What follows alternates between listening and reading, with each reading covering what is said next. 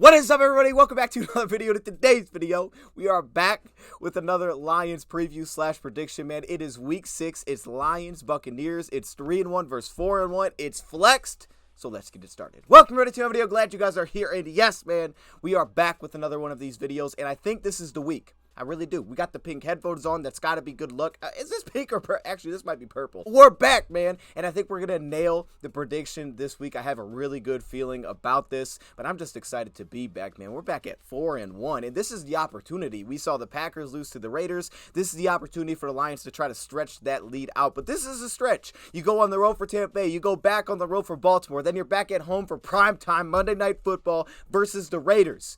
This is the 3-game stretch where we can either create a ton of distance in this division or things can get a little bit tighter. So this is a stretch that I think everybody's circling. It's going to be a real test for us, and it starts here with Tampa Bay at a 4 o'clock start Eastern time. That's right, we were flexed. I'm calling this the game of the week. I don't even know if it officially is, but it should be. Before we get into the preview / prediction side of things, of course, we need to start off with the injury report. So I'll waste no time. Let's dive right into that. Then we'll get into the prediction side of things. So we'll start with the Lions first because on the Buccaneers side, it's just a lot of players getting healthy, so we won't spend as much time there. But starting with the Lions, Brian Branch, the slot cornerback for us, is once again out. According to Dan Campbell, it sounds like he's doing better, but now for the second straight week, Will Harris should get the start at the slot cornerback position. Now, I think that's going to be a key position this week. One, because of coverage depth. All right, they do a really good job of attacking leverage. And number 2, because of the speed that they have in the slot. Not because they have the household name, but because they have a Trey Palmer and a Tompkins. They have a lot of speed in the slot. That's going to be a real test. Not all on Will Harris, but just in general, that position is going to be a very impactful, and they get those guys utilized in a lot of different creative ways. Jahmyr Gibbs is also out. It sounds like he had a good day on Wednesday, then they kind of dialed it back. Now remember, according to PFF, running backs with a hamstring injury on average miss 2.8 games. So this would be his second game. So now we're kind of getting into that territory where maybe next week he's able to come back to the Lions. This is a tough one because really watching the Buccaneers defense and kind of anticipating maybe how the Lions could attack them, I thought Jahmyr Gibbs could have a really big role this week, specifically in the pass game, maybe even a little bit in the run game as well. So to hear that he's out once again stinks. I think that's a pretty tough loss because I just think there was a lot of opportunity there. Not to say that we can't get it done without him, but I thought there was a real opportunity there for him to have a big game. But he's out this week. Expect Dave Montgomery to take a majority of the carries. Also, Craig Reynolds kind of as the number 2 back. And now with Zonovan Knight, with his injury and being out for the Lions, we can also look to the practice squad potentially. A guy like Davino Zigbo be elevated this week. Also, Jonah Jackson, the guard, he's also out this week. Now, Dan Campbell didn't give us a clear-cut answer on how they were going to work the offensive line without Jonah Jackson, but he basically said they just have options. Big V had a good week in practice. They have Graham Glasgow. Those two could absolutely start. I could just see them putting Graham Glasgow at left guard, putting Big V at right guard, and just rolling with it from there. But he also brought up the fact that they have KO'd, and Dan Skipper is back, so they have options. Of course, you could throw Kobe Sourstill into that mix, but that's also another tough loss, specifically because defensively, the Buccaneers are getting their first-round pick back this week, who was out since week 1 as a big-time pass rusher in the interior. You guys know who it is. It's Kalijah Cairns. 2 questionables. Khalil Dorsey, who it looked like had full participation all week. He was placed on IR with illness, so we're not really sure what's going on there. Now he's questionable. We'll see. This one could be a case. We could see him being kind of a healthy scratch, if you want to put it that way. I could see that being the case, but it also could give the Lions some real cornerback depth, and we saw that after losing Emmanuel Mosley, they made an addition to their practice squad with a veteran cornerback, but they didn't go make a trade or any significant splash like that. Khalil Dorsey could be a big reason why. He had a very strong preseason, and we know that he can play on the outside. And then finally, Sam Laporta, the tight end, is also questionable for this game. The plan is to play, according to Sam Laporta. Feeling better, but it sounds like it flared up on Wednesday, basically after the game returning to practice. So we'll see on that one. I think Sam Laporta, we've seen it all year, so it's almost at this point like you could just expect Laporta is going to be a big impactful piece on the offense. But I do think there's matchups in this game where he could be very effective, specifically with some of our heavier personnel sets that we like to trot out there. We saw it this past week, the Lions' ability to put 2 tight ends on the field, make the defense match in terms of personnel, and then find matchups within that. That could be something that we again see this week, so keep an eye on Sam Laporta, specifically to have a slot/inline impact as a receiving target in this game. Outside of that, it's really just a lot of good news. Taylor Decker's in, Frank Ragnall's in, and Amon-Ra St. Brown is back. That's the massive one. I mean, that's what y'all were waiting for, right? St. Brown is back. Now, onto the Buccaneers side, really just to hit on the key ones. The biggest one would be Shaq Barrett, who is questionable, did not participate the last 2 days due to illness. Sounds like his status is kind of up in the air. We'll probably know a little bit more about that today. Jamel Dean, as well as Carlton Davis. It looks like they're going to have their top 2 corners. Now, in that place, we've seen Zion McCollum step in, and I think he's played really well, but doesn't sound like he's going to start. Sounds like Carlton Davis and Jamel Dean are going to get the start if they're both out there and healthy. That's what it's trending towards. Also, Mike Evans is expected to play full participation on Friday, so they're going to have their top receiver as well as Chris Godwin out there. So they're really just getting healthy. Kalijah Cansey is coming back after having not been there since week 1. Anything coming off the bye week, they're getting pretty healthy. So with that, let's move into the preview/prediction side of things. We're going to start with the Buccaneers offensively. So let's start off with the Tampa Bay Buccaneers offensively first. Of course, we always have to start with the offensive line. If you look at this team, they have 2 good offensive tackles between Tristan Wirfs and Luke Goedeke. Now, I think one-on-one, they have a lot of success specifically in pass protection, but I do think you can get some wins specifically through some of those TE stunts, those tackle and stunts. We've seen that a little bit these last couple of weeks. We saw it against Green Bay, for example. Lee McNeil had a sack in there. Some of those TE stunts because it allows the Lions to also collapse the pocket, while at the same time it has thrown off some of these offensive tackles that are pretty good one-on-one in pass protection, but we've seen the ability to get wins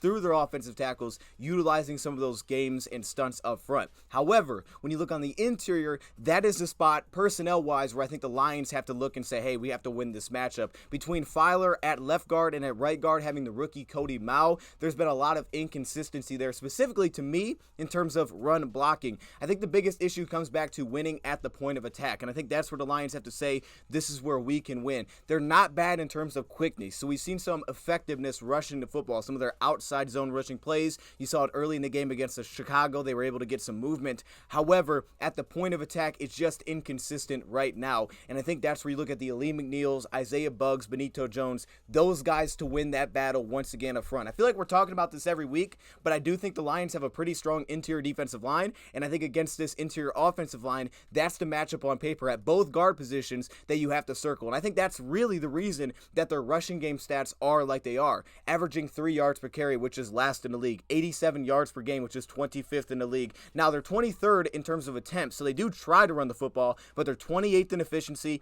and 32nd in run block win rate. I think that tells you all you need to know. Now, they do have some creativity in their run game, as we touched on. With the slot receiver position, with the speed that they have, they'll utilize jet sweeps, end arounds. They do some creative plays in there that definitely keep you on your toes defensively. However, if we're just talking about more of their simplified running game, another big aspect of it has been pulling offensive linemen. Specifically, you'll get some of their power run plays or some of their toss plays where they like to pull both guards. Again, they have some good athleticism on the front, so I think they like to get those guys on the moves at times. But then also, you have to keep an eye on a lot of those counter rushing plays. And to me, that usually comes back to the off-ball linebacker position and some of their ability to fill and key on those plays, whether that's Alex Anzalone, Derek Barnes, Jack Campbell, maybe at times if he's not on the line of scrimmage. That position is going to be very key to stop some of those counter rush plays that they love to utilize, because again, this is an offense that's really built through play action, so a lot of their run fakes still show the same look in some of their play action sets as well. You have to keep an eye on some of the screen game. Now, it's not like the Panthers where I thought it was like a complete extension of their run game. It's like, oh, they're going to throw screens, but Baker Mayfield does a really nice job of attacking leverage that he sees pre-snap and then also playing the numbers game. So if he has numbers to one side of the field, he will quickly throw a receiver screen. A lot of times, that's where they would get your edge defenders in the action. They'd be unblocked, they'd be in space, but they would have to go give you some run support if you didn't have the numbers on that side of the field, because maybe for whatever reason you had a couple deep safeties, or if you're trying to just play a little bit more in the box to stop that run game. And I've seen teams do that. I thought they were also a little bit inconsistent in terms of handling some of these slants by the defensive line. In this case, here's a zone rushing play. They just slant inside. This could also show up if you're trying to bring like a slot blitz, for example. However, that's something you're probably not going to want to show pre-snap, because I think Baker does a pretty nice job of recognizing that. But if you want to try to hide a slot blitz, for example, then slant inside, it's something that we saw, for example, against Seattle. Could be another option again this week. I don't think their tight ends are excellent blockers in line. So again, whether that's Jack Campbell, Aiden Hutchinson, Charles Harris, Romeo Okwara, I expect those guys to win that matchup up front. But to me, that's where it's really all going to start, because that's not where they're super effective right now offensively. And if you look at it, this is an offense that likes to stay on schedule. They like to stay in manageable situations. Baker Mayfield's stats on third down are ridiculous. ridiculous, and they've been very good at converting those because they consistently go forward, not tackles for loss. But if the Lions can get some of those, disrupt some things, Ali McNeil, I circle him. I think he could have a massive game because, of course, you talk about playing the run, transition from playing the run into rushing the passer. I think there could be some effectiveness there as well, of course, if we can get Baker Mayfield beyond his first read. But really, if we can get some tackles for loss, get them behind the chains a little bit, I think it sets up everything for you defensively in this game. And that puts them, again, in a position that they don't necessarily want to be in. So definitely circling the interior defensive line against their rushing offense. Now into the pass game, this is the stat line for Baker Mayfield on third down. 31 of 39, 5 touchdowns, 0 interceptions, and a 140 passer rating. That is a ridiculous stat line for Baker Mayfield. Excuse me, that's third and fourth down, not just third down. Third and fourth down, that's a stat line this season. Now, this is one of the least effective offenses in terms of converting first downs within their first 2 downs. They're not very good there. However, they convert at a pretty good rate in terms of on third down. And again, that's because they keep it in manageable situations. You watch Baker Mayfield, I talked about attacking leverage. This is something I think he does extremely well, and this is where I think the emphasis is going to go on that slot cornerback position, the linebacker position, off-ball linebacker, maybe if you're in kind of that hook curl zone area. I think those guys are going to be very key. Whether that's zone coverage or man coverage, they're going to be key because if you're showing inside leverage pre-snap to that slot receiver position, he will attack that all day long. Okay, he loves to attack that slot receiver position. So I think a couple things. First off,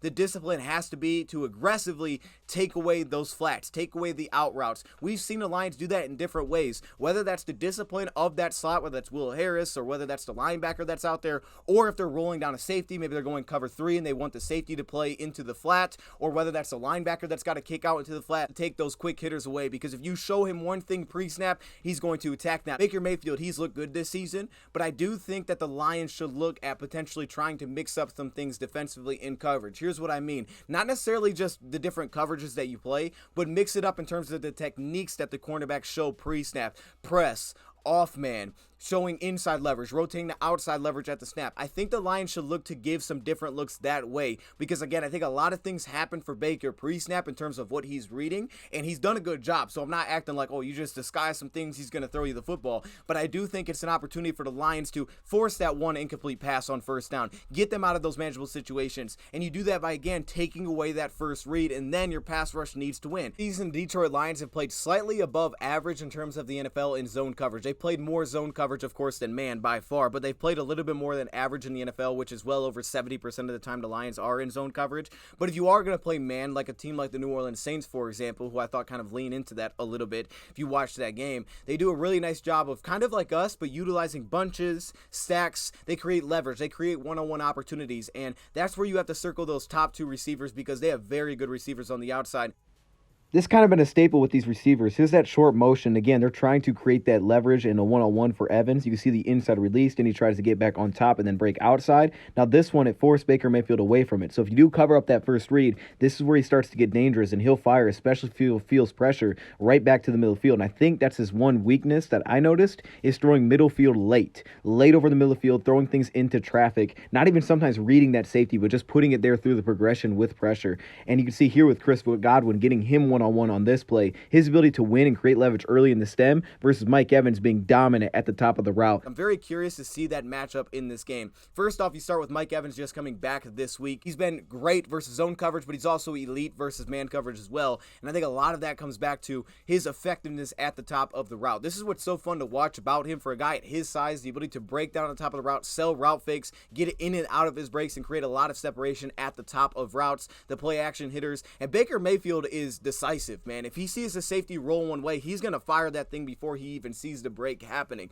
So he's very decisive to push those shot plays and also push it to those playmakers one-on-one. So that coverage matchup is going to be very interesting, but they do a lot of things like that to get those one-on-ones, or with Chris Godwin, and they can create a one-on-one. And as I said, in the slot position, they don't have guys that are going to eat up consistent receptions all day long, though they'll put some of the Mike Evans or the Godwins in the slot, but they do have the speed there. So they give you a lot of threats offensively, and then, of course, in the backfield, they have Rashad White, who, again, they haven't had a lot of rushing success this season, but that is a guy that can make things happen once the ball hits his hands. He's one of the best, I think, with the ball in his hands, just at making guys miss. Now, where I think you can have some success against Baker, we talked about maybe mixing up some, alignments from the cornerback position or some of the shows that you give pre-snap, not really just telling him like, hey, this is what we're in, okay, we're going to sit here, maybe mixing that up a little bit, is being able to get him to throw the ball late over the middle of the field. And you'll get some throws in there, specifically if you can get pressure. And I think this goes back to what Campbell was talking about. But again, if you can get him beyond his first read, we've seen this many times, then you trust that your guys are going to win up front, even if you're not blitzing or if you are blitzing. However, I will say this, I think Baker has done a nice job of picking up on hot reads. If he feels the blitz or if he sees it coming, very quickly getting the ball out of his hands, finding the immediate hot read on the play. However, getting him to throw the ball late over the middle of the field, that second or that third read, throwing it over the middle of the field, and sometimes it's just not even open at all. But he'll still fire that thing in there, specifically if there's pressure. And I think they do a really good job with the motion, the way they can isolate defenders to key on and try to move players out of the play, create leverage when they're manned up. But then you'll get reads like this, especially with that pressure. And I just don't think this is the strength of his game. And this is why they like to stay in manageable spots, because if he's forced to play like this is where you can get some hit and miss results. He's very accurate. He's very decisive. But you'll get throws like this where, it shows they have the leverage towards the outside, but they're dropping into a cover 4 look here. So as he comes back to the middle of the field, you can see they run a little hitch and then the dig route behind it. But that safety, who's playing at an aggressive depth, which I like in this game, is just stepping right in front. I've seen teams do that with a lot of cover 6 looks, cover 4 looks, quarters looks, where the safeties can play at an aggressive depth. Because again, if you show him the look pre-snap, they're pretty good at adapting to it, saying, okay, there's quarters coverage, I'm going to break right in front of the safety, and I'm going to catch this pass. But if you can kind of disguise it a little bit and then roll into that defensively, I think those are the looks that you like, because your safeties can play in kind of an aggressive set defensively, and they can jump on some routes. And of course, if we can win on the interior up front and dominate there, I think we can consistently try to play with 2 safeties deep, because I do think that opens up a lot. A lot of those cover 2 looks make it difficult for some of the first read to continuously be there for Baker Mayfield. You'll see it in the red zone. Teams love to play, red 2 or Tampa 2 or cover 2. They love to play those looks within the red zone as the field starts to shrink. And I think that's a way that you can have a lot of success against this offense. I think Chicago did a really nice job of that. But you can do that throughout the field. It just comes back to, can you stop the run on early downs with 2 deep safeties? Look at their offense statistically passing the football. 8% of their dropbacks turn into scrambles for Baker Mayfield. There's only 3 teams with a higher rate than that. Of course, we're nowhere near that. So Baker will take off. To utilize his legs on third down is a very crucial part of this offense. It makes it difficult to get them off the field. Clip I just showed is why I think the Buccaneers play like they do. They stay so manageable. They just want to get forward, and they play so much through this play action pass game. And to me, it's because here, like Chicago, 2 high safeties. Now, they rolled down one at the snap to probably run support, but they can isolate, single up guys one-on-one if they're in these heavy personnel packages. And again, I think that takes out of some of the getting through multiple progressions, asking those interior guys to hold up in pass protection. Their center can be a little bit hit and miss there. It takes that aspect out of it and allows him to just be accurate. It allows him to get on a move where he throws very accurately, and he can make things happen. So in this case, as you can see here, they can isolate these one-on-one matchups. But notice the edge defender, the discipline, pushes vertically on the backside of the zone run, right? Doesn't crash completely down. He's able to get into the face of Baker. Now, he doesn't make the play, but again, you're talking about those unblocked guys, Charles, Aiden Hutchinson, Jack Campbell. Of course, if they're in those manageable situations, because he will look to just take off and create things off schedule. And that's, of course, when Mike Evans and God would become super dangerous. So you better have someone on those guys, because they'll just break free late. We've seen multiple examples of those guys just floating into zone holes, and they're such big targets that Baker Mayfield will throw that ball late. He'll put that up there. So he has extreme confidence in those guys, but also to make things happen off schedule. I do think that we could see some late blitzes thrown in there by the Lions this week, specifically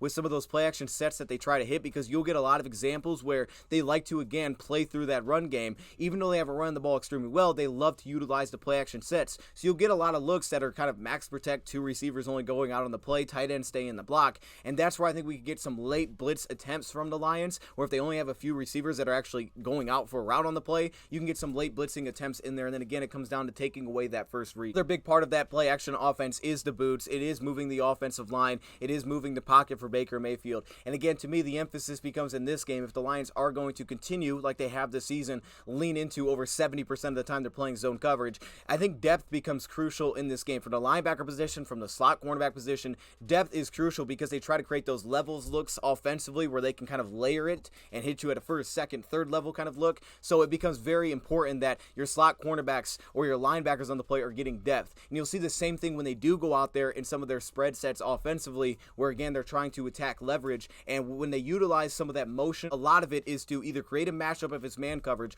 or it's to move a defender. I think this was a good example. They pull the offensive lineman and they give you the jet fake on the play. And you could see that underneath zone defender does a really nice job of not diving down underneath. He stays disciplined, stays in his zone. So as Baker tries to sell all of this and then hit that quick zone hole hitter, you could see because the defensive back stayed disciplined and continued to have depth, it forced him to get away from that first read. And that's where you can get him into throwing the ball into traffic. You have to take away that first read. And to me, it'll probably be a lot of zone coverage. So with that, I think it's going to be very important that the Lions show discipline between the slot cornerbacks and the off-ball linebackers. And I wouldn't be shocked to see the safeties get a little bit aggressive, specifically if they're playing some of those cover 4 looks defensively. But I do like that. You think about a team like Seattle, right, when they had Metcalf, they had Lockett, the cover 6, the cover 4, the quarters, those kind of looks.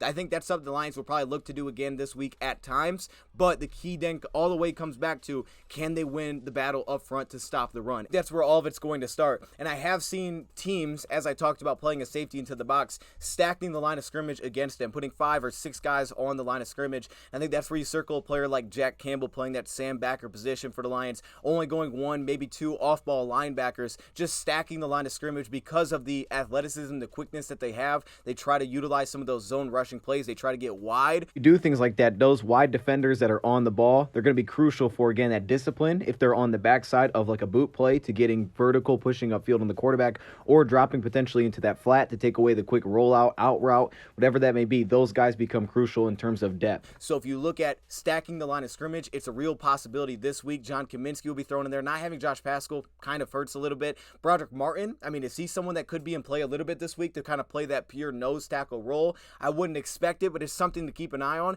if the Lions do want to play a lot of guys across the line of scrimmage. As I said, in pass protection, they're 18th in pass block win rate, which is not bad. They have 2 solid tackles, but I do think if you can create some of those TE stunts, the big key is going to be, as usual, keeping the guy within the pocket. Baker Mayfield isn't like the most mobile or rushing type of scrambling quarterback that you think of, but the guy can do a lot of things off schedule. He loves to create off schedule and make things happen, and he will. He's not afraid to do that. So again, I think your pass rush lanes, maybe even more so than Bryce Young, are going to be crucial in this game. We did an excellent job against Bryce Young where he was running around trying to make something happen, but there was really no explosives that happened because of that. There was really no big scrambles that happened because of that. Baker Mayfield is going to test you in a similar way this week as well. To the flip side of things, we talk about this Tampa Bay Buccaneers defense. Now, it looks like they're getting Kalijah Kancey back this week, and we'll see how much they play them. They rotate a lot on their defensive line, so like their head coach said, you know, he kind of may mix in and out in this game, but that gives him a whole new element just because of what he can do as a pass rusher. We know how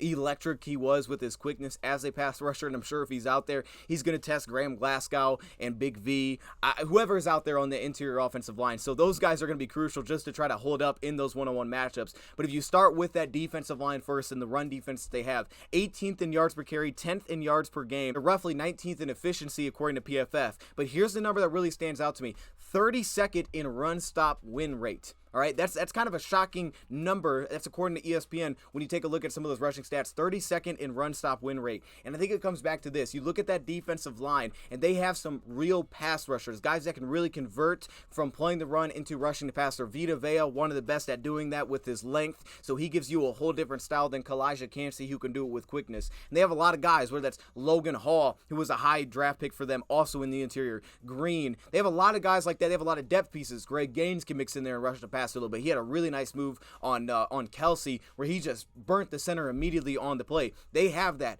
But against the run, I think there's a lot of inconsistency there for them defensively. Now, I think they can do a solid job specifically taking away some of those outside or wide zone rushing types of plays. And a big reason for that is I think they have relatively good quickness along the defensive line, really outside of Vita Vea. He's not the quickest guy, but he's more of their pure nose tackle. But they have pretty good quickness, so they can be effective getting some push upfield. I think with a guy like Vita Vea, he's hit and miss taking on some of the double teams in the interior. So you talk about some of the zone rushing plays or some of the duo looks that you could give offensively. He's hit and miss there, and that's where I really think the Lions can win this battle up front, is with some of those double team blocks on the inside, some of the inside zones that they can get up to the second level, allow their running backs to, again, open up some of those cutback lanes, specifically David Montgomery, how good he's been this season. I think this is another opportunity for the Lions to run the ball well once again in this game, and it starts with what I think they can do up front. They have Frank Ragnow against Vita Vea will probably see him a lot in this game, but Frank Ragnow has done a really good job. We know that he's not the biggest guy, but he does a really nice job of replacing his hands, positioning himself really well, and I think the tie on top of that, at the linebacker position, I think you'll get some hit and miss there in terms of they'll overrun the play a little bit based on the defensive line, what gap they end up filling. I think they'll play through the same gap at times, and you'll just get inconsistency there up front tied along with the linebackers, which leads to inconsistency stopping the run. So I do think the Lions, again, this week can have success doing that with some of the double teams that they can create in the inside. But also look for some of those potential toss plays like we saw last week against Carolina. We've seen a lot of times this year we've been able to carry things from one week to the next.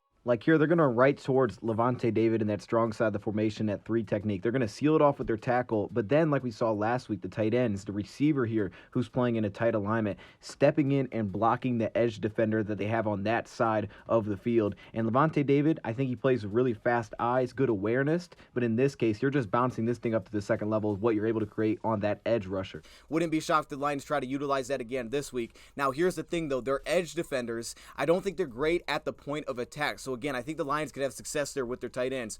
Although they do have some really good athletes between Joe Tryon-Shoyinka, between Shaq Barrett, if he does play this week. They have good athletes, so they can stop some of those jet sweep plays and some of those end-around looks that you try to create. They have a really good ability to really force those things back because of some of the quickness they have at that edge defender position. Keep an eye on occasional draw plays that do get mixed in a little bit this week. A lot of times their safeties, very versatile safeties, is what makes them so tough in coverage, is that they can align at tons of different spots and they can play coverage from really anywhere. So I would keep an eye on some potential draw plays, but then also run plays on third down. I know that never sounds exciting, like hold up, run the ball on third down, but trust me, I think this is a week where we could have some real opportunities to do that because defensively they will overload the front a lot of times on third down. They'll put 4 guys on one side, 1 on the other, and that's where you have to look at just rushing the football on third down. I saw a team like Philly do it multiple times in that game and have success. I think it's an opportunity for the Lions this week where you may see the occasional 3rd and 6 and the defensive line starts to overload to one side for Tampa and the Lions do a run play and maybe they convert a first down because of that. I would keep an eye on the Lions trying to mix some of those in. Maybe if it's not even on third down, but it's just a pass game situation, keep an eye on the Lions being able to implement the run game a little bit in some of those spots. They have one of the best pass defenses in football. I think you can see it by just watching them because they have so much flexibility in terms of the coverage that they can play. The numbers also back it up. They're allowing a 75.1 pass rating. That's fifth best in the league. 6 interceptions to only 4 touchdowns allowed. They're 7th in efficiency according to PFF. They are great in terms of coverage. And to me, it comes back to the flexibility that they do have. And really, it starts with the safety position first. Antoine Winfield, a guy that can play as a center fielder in some of their cover 1 or cover 3 looks. He covers a ton of ground, so he makes it difficult to get those one-on-one shots. But then also getting a guy like Ryan Neal back for this game, the safety. I mean, that's a player that can go down, play within the box, and then they can play zone underneath of it. You'll see their safeties roll down, and they'll play Tampa 2, and that safety will play like the middle linebacker on the play. Their safeties give them so much flexibility between Winfield and Ryan Neal. That flexibility gives them the opportunity to mix up so much coverage and give you a lot of different looks post-snap from what you're seeing. They'll mix in a lot of cover 3 cloud coverage, where a safety will play as that outside third, then you'll have the cornerback play as an underneath kind of flat defender. So they do a lot of things like that. You'll see them invert a lot of their cover 2 looks, where a cornerback will drop into the safety alignment and then a safety alignment, and then they'll kind of fan out underneath. They do a lot of things like that, and that's what makes them difficult, is the amount of different coverage looks that they can give you. So this is not the team that you want to consistently have to drop back and pass in third and long situations, because not only do they have some solid pass rushers, I think that's where they have more of a strength up front. I don't think they have an elite pass rusher. Vita Vea is pretty darn good, but I do think that they have a lot of bodies rotate in and be good pass rushers. Only 23rd in pass rush win rate. They're not elite there, but they have guys where over time they're going to get some wins if you're consistently in those spots. So coverage to me is by far their biggest strength as a defense. That kind of flips the approach right on its head of the Lions probably trying to want to simplify some things offensively. Here you have this cover 4 look. They drop 4 out. You can see they're going to take away every option on this play, and these are the kind of things that they do. So I'm assuming for the Lions, they're going to want to run the football. Maybe go some heavy personnel. Probably single up St. Brown one-on-one in the slot with the cornerback of Carlton Davis or Jamel Dean, who struggled a little bit so far this season. Carlton Davis, that's just now coming back. These big, long corners. Khalif Raymond on paper, like that matchup. Josh Reynolds, Sam Laporta. And now it looks like they're getting healthy in terms of Carlton Davis is going to come back and start this week as he does play, as well as Jamel Dean. So they're going to have their 2 outside cornerbacks back in this game. I would keep an eye on Zion McCollum, then maybe potentially trying to push him into the slot for this week. Though, as good as he has been, he's a really fast, long slot. He's a really fast, long cornerback. I don't know if they want to put him in the slot. I would keep an eye on that though, because of course he may see a lot of Amon-Ra St. Brown, and I do think that if you look at the secondary personnel wise, that's an area where the Lions can have success. Christian, number 29, plays in the slot for them defensively, and if you're telling me they're playing man coverage, that's the guy that I'm circling. He's not a bad cornerback, but I love that matchup with St. Brown. I really love the matchup with St. Brown one-on-one against anybody, but I love that matchup in this game. However, I do think it's interesting that if Zion McCollum does not start and he's not on the field, it's going to be a very interesting matchup for them in this game, because McCollum's length and his speed, I think he's been their best cornerback. When you just watch him, he just looks like their best cornerback out there. Jamel Dean has been inconsistent this year. He's allowing a 147 passer rating. 76% of the time they play zone defensively, and this is where they get difficult. This is where they're difficult because they have guys that can do it on all three levels. So I talked about their ability to disguise coverage and roll into different looks, and a lot of guys can play a lot of different alignments, starting with that safety position. But then you go to the linebacker position. One of the coverages that they play a lot of zone in is cover 3 defensively, and to me, you have to circle the linebackers because they do an excellent job at getting depth. All right, they don't just play their spots in a zone coverage. They do a great job of taking away the crossing routes. You want to hit a play action behind the linebackers? Good luck with that, because they do an excellent job of being disciplined, getting depth, and forcing you to consistently take the checkdowns. I think their linebackers' ability to get depth and coverage makes them so difficult, taking away the crosser in cover 3, which they love to play. They're also a very heavy blitzing team. Now, they don't create a ton of hurries. Their pressure percentage is kind of middle of the pack. They're kind of near the bottom of the league in terms of hurry percentage that they create, but they're the 4th highest blitzing team in the National Football League. And you'll see it. There's a lot of creativity within it, especially in those cover 3 looks, because they'll bring safeties, they'll bring defensive backs, they'll bring slot corners, they'll bring linebackers, they'll drop out defensive linemen, but they love to blitz out of those cover 3 looks defensively, not even just on third down, just in general. They love to bring, double slot cornerback blitzes. They love to bring 6 in those spots, just leave 2 guys underneath. So that's when you start to see some of those isolated matchups potentially with your running back on the linebacker. And that's where I thought Jahmyr Gibbs could have a real impact this week, is being able to quickly get the ball out to him if you're in some of those spots and they are going to bring the rush, because you can get some of those one-on-ones. The other zone coverage you'll see them do a lot is cover 4, a lot of quarters defensively, but they do it with an own little twist. They'll play like your typical quarters coverage, specifically if you're playing some condensed splits offensively, but they'll drop out a 4th underneath defender. They'll bring a 3-man rush a lot of times in some of their quarters looks. So they really try to just blanket everything underneath. So when they're playing quarters, they don't just play quarters coverage. They're trying to take away every passing option, just make you hold on to the football. One thing that I like the idea of against them this week, if they're playing a lot of zone coverage as they have been, is 3-by-1 looks offensively. Number one, I think that can give you kind of a tell of what they want to do defensively. As flexible as they are, you can unbalance the coverage a little bit by giving some of those 3-by-1 looks. They love to play cover 3, so I think you can get some tells of what they're in defensively if you show some 3-by-1 looks, specifically if that, number 3 receiver or that inline tight end is playing in that slot alignment. I think that's something to look to utilize. Usually the Lions like to utilize a lot of that short motion, and then they drag the middle of the field. That's something that I would also keep an eye on this week with speed, whether it's Jameson Williams, Khalif Raymond a lot of times, just drag the middle of the field. Amon-Ra St. Brown a lot of times in the past would do that, so I'd keep an eye on that as well, because for the Lions, they're not afraid to take the underneath pass, and with how much depth these linebackers can create with some of that short motion, drag the middle of the field, the Lions could try to create some levels that way if they're going to sit in cover 3 defensively, whether that's going behind or a lot of times probably taking the underneath check down to a St. Brown looking for yards after catch, Khalif Raymond looking for yards after catch. Now, they're about middle of the pack in average depth of target when targeted as a defender. And, of course, you're looking at the full season stats here. They're a little bit low, but that's because they've only played 4 games. So those stats are a little bit skewed. But the point is that they've done pretty well in terms of limiting air yards, more so middle of the pack to above average, rather than giving up yards after catch, where I think the Lions can have real success because they're middle of the pack there, and, they've only played 4 games. So yards after catch can be a really big emphasis in this game with some of those short motion drags, getting the ball in their hands and letting them make things happen, and staying on top of the chain specifically, that we can isolate guys one-on-one. Like last week, where I think Jameson could be very interesting this week, is his speed, the ability to attack really the seam of the defense from a slot position, and the ability to get over top of some of their safeties and some of their cover 3 looks, because they like to roll coverage so much.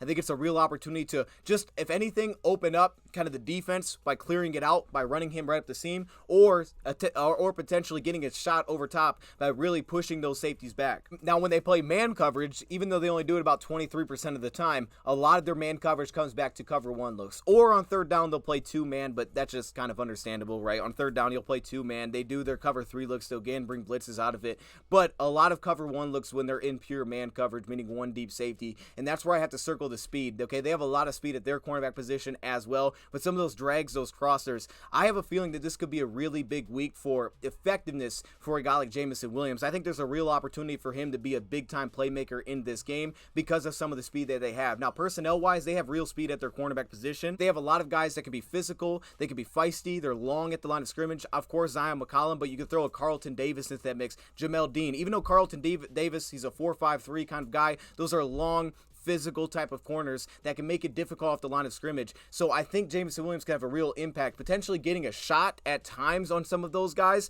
but maybe even at times not even getting the ball, just what he can do by pulling the safeties, by attacking the seam. The Lions can get him some free releases because I don't think that's his biggest strength is getting off the line of scrimmage. But if they can get him off the line of scrimmage, whether that's with some of the short motion on the play, stacking him up on the play, I think Jameson Williams could be in for a real impact this week, a big impact, and have the opportunity against some of the man coverage looks or against some of these cornerbacks, even if it is McCollum, who can get opened up on the release, though he's very long, or some of these outside corners where I look at Jamel Dean and I look at Carlton Davis and say, okay, they're big, they're long, they're physical. However, I do think that you can really get over top of these players, and I think that's where Jameson Williams, with some of his double move ability, could be very impactful this week. But because of how much zone they play, and they're one of the best teams in football across the board, all the metrics that you look at in zone coverage, the guys that have been most impactful for us there this season have been Khalif Raymond, which again, would make sense that he would do that again, especially if we can create some of those levels, some of the flood concepts in this game where you go, you just overload one side of the field. And then also Josh Reynolds. And the reason being is because Josh Reynolds can get isolated one-on-one. If a team plays covers 3, which I think is kind of their primary zone coverage,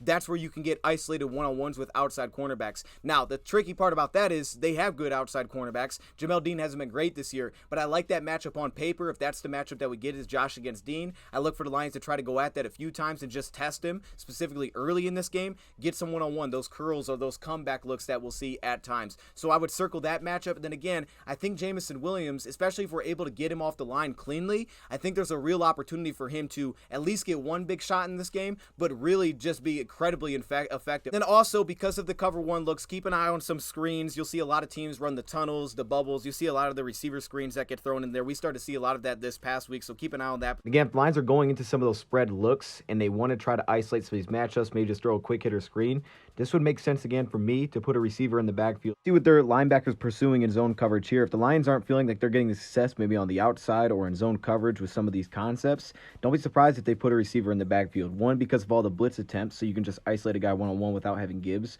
And two, because you can try to create matchups where you may think you have the best matchup trying to get a backer in coverage. And then on third down, as we touched on, a lot of two-man looks, cover 3, they'll blitz out of the cover 3 looks as well defensively. Now, statistically speaking, they're 29th in third down conversion rate allowed at 47.4%. And when you look at it statistically, they only give up a first down within the first 2 downs 40% of the time. That's really good. However, that jumps all the way up to 66% conversion rate once you throw that third down into that, okay? They don't do a great job of consistently getting off the field. And again, I think a big part of that comes back to being able to keep them in manageable situations, not getting negatives offensively. And I think that really will start off kind of like the flip side, our ability to run the ball in this game. I think we can do that. I think we have the personnel to do that in this game. So the ability to run the ball, stay on top of the chains, can limit what they can do in coverage. The Lions could isolate it a little bit, isolate a little bit more one-on-one matchups if they can run the football and kind of simplify it, because of all this movement that they like to do defensively. When you can go 12 personnel, 13 personnel, single back, you can run the football and have a play action flood out of that. With that,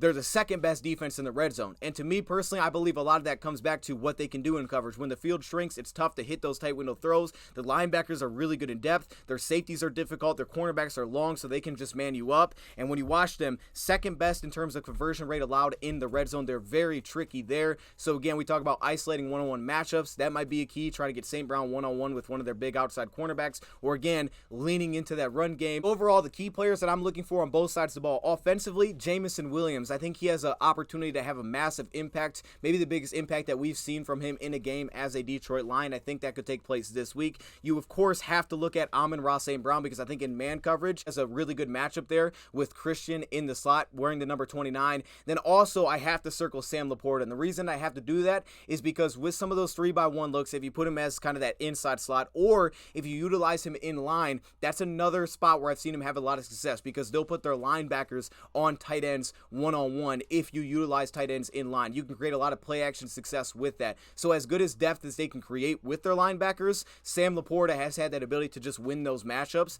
And I do think Levante David, Devin White, they're good athletes, they're good in coverage, but Sam Laporta has been kind of a different animal there. And I think it's going to be massive that he plays this week because if they're bringing some of those blitz, a lot of times it will come down to just getting the ball out of your hands, standing in, trusting that pass protection. Dave Montgomery is going to be a key in this game. Again, for pass pro, he's proven that he's really good there, so I don't have any concerns about it. He's going to be a key in this game, but you're going to get some of those quick, get it out of your hands, make things happen after the catch because they have less underneath defenders, or you'll get isolated one-on-one matchups. And to me, without having Gibbs, Sam Laporta is the guy to circle in that sense. And of course, Khalif Raymond's been pretty dominant against those looks. And then defensively, Aleem McNeil, I think, is in line for a massive game. If he can have that, I think it opens up everything for us defensively. Have to circle that slot/linebacker position. Whoever's playing more so outside of the box, the depth is going to be key. And then finally, the matchups of cornerbacks. Jerry Jacobs, I would expect to see him get some Mike Evans work in this game with some of the physicality, what he can do at the top of the route. I would expect to see him get Mike Evans, especially for manned up, and Cam Sutton on Chris Godwin. That's kind of what I'm anticipating.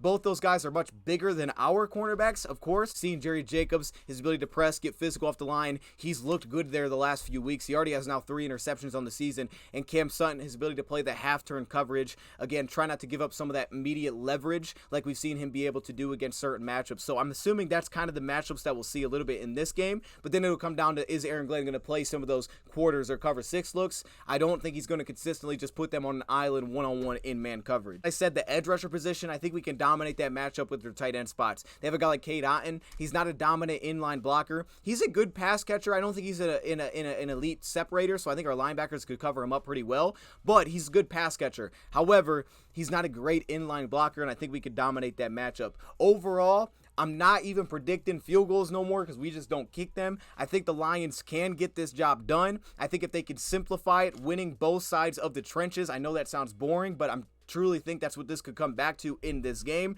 And because of that, I'm going to say the Lions win this game on the road. 21-13 is my score prediction here. Hopefully we can get them into some 3rd and long situations, take them out of manageable. That way Baker Mayfield's stats don't look like they have so far this season in those spots. So 21-13, I got the Lions. Let me know your thoughts in the comments below. Thank you, Prop, for watching, and I'm out.